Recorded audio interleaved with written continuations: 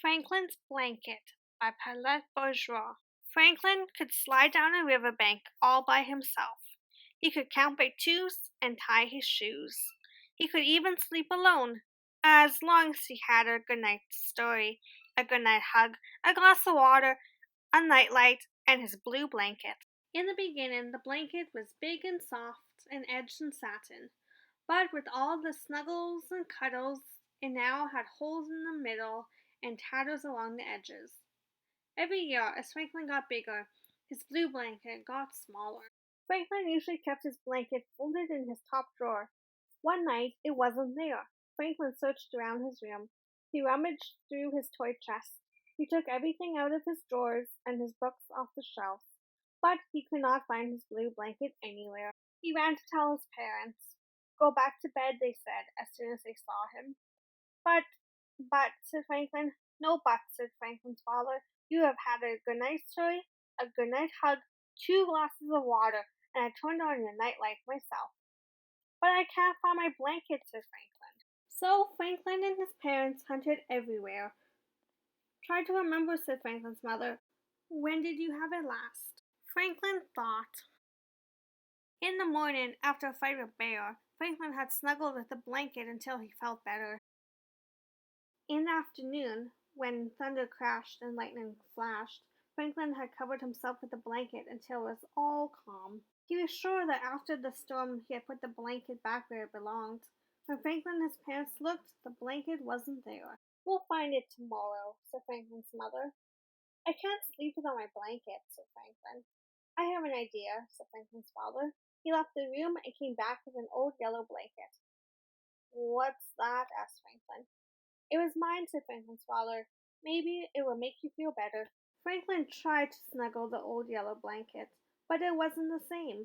He missed his own blanket terribly, and it took Franklin a long, long time to fall asleep. The next morning, Franklin began a search for his blanket. He went to Bear's house first. He looked so glum that Bear said, What's wrong, Franklin? Did your mother give you Brussels sprouts again? Worse, said Franklin. I can't find my blanket. It's not here, said Bear. Besides, my mother says big bears like me are too old for baby blankets. Maybe you don't need a blanket. Franklin knew that Bear always slept with his stuffed bunny. What about your bunny? Asked Franklin. Bunnies are different, said Bear. Next, he tried Fox's house. The blanket wasn't there either. Why don't we play? Asked Fox. No, said Franklin. I want to find my blanket. My father says worn out blankets are no good to nobody, said Fox. Maybe you should get a new blanket. I did. I like my old blanket, said Franklin. Then Franklin went to Beaver's house. The blanket wasn't there. Franklin looked so sad that Beaver said, You can borrow my Teddy until you find your blanket. Thank you, Beaver, said Franklin, holding Teddy tightly. That night, when Franklin went to bed, he had his father's yellow blanket and Beaver's Teddy. But it wasn't the same as sleeping with his own blue blanket.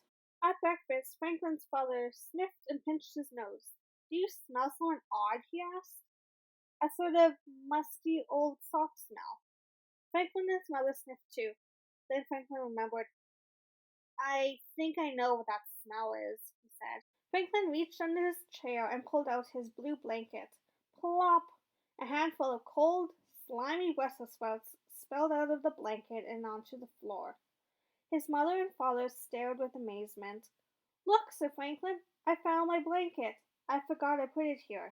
You forgot to eat your Brussels sprouts too, said Franklin's mother. Oops, said Franklin, looking a little sheepish. Old, cold Brussels sprouts sure do stink, said Franklin's father. All Brussels sprouts stink, said Franklin. Franklin's mother smiled. I used to hate cabbage. Now that's a stinky vegetable. Asparagus, said Franklin's father. That's even stinkier than Brussels sprouts and cabbage mixed together. Broccoli, shouted Franklin. Then he stopped. He liked broccoli. It stinks, but I wouldn't hide broccoli, he said. That's good news, said his father.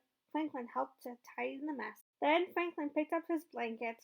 I don't care that you are old and full of holes, he said, but you sure do need a bath. That night, before his goodnight story, his goodnight hug, and glass of water, Franklin put his father's yellow blanket back where it belonged.